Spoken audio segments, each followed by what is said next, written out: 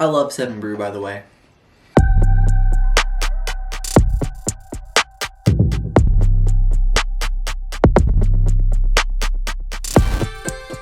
Well, hello and welcome back to Tech Tuesday. So this is our very first bonus episode. I've decided that 15 episodes is just a little bit too short for a Tech Tuesday season.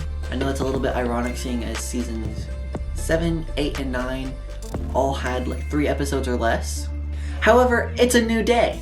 So throughout this season, we're gonna have some bonus episodes, so hopefully we'll have a little bit higher of an episode count.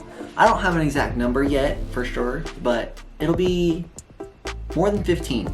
We know that now.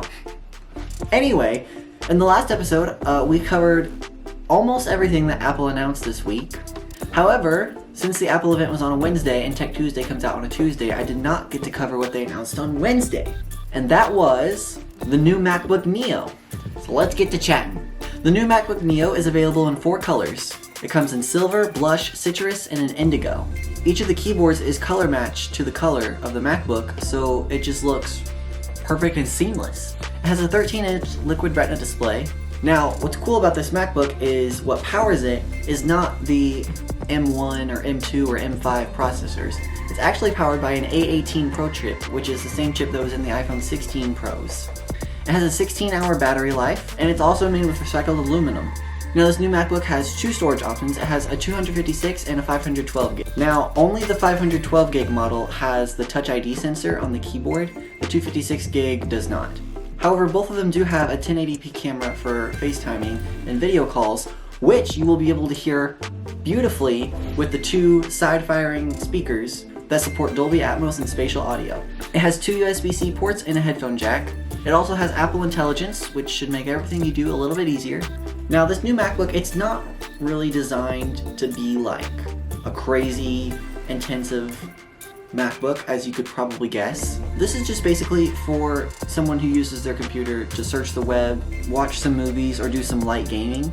It's definitely not the computer you want if you're wanting to do some crazy, intense like projects. It's more of a computer for college people, or for just like older people who don't really like use their MacBooks for crazy stuff. Now, the best part about this new Mac is that it starts at $599, which is the cheapest MacBook ever, I think. Might even be the cheapest Mac ever. Hold on.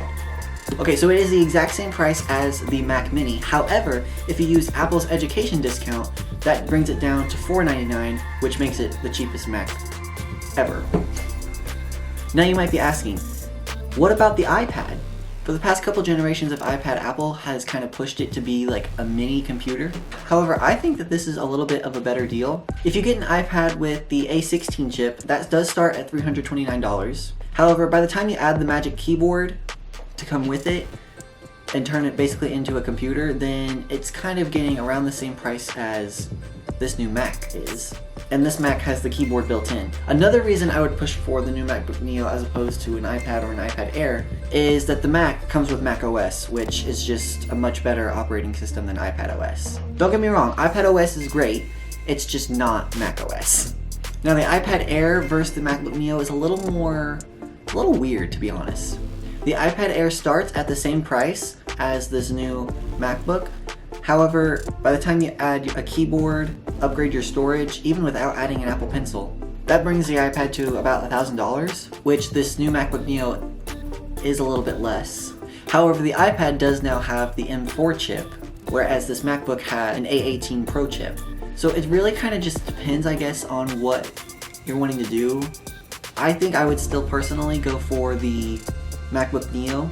However, with the iPad, you can take it off and it can become a tablet if that's what you need. So it really just depends on what you want.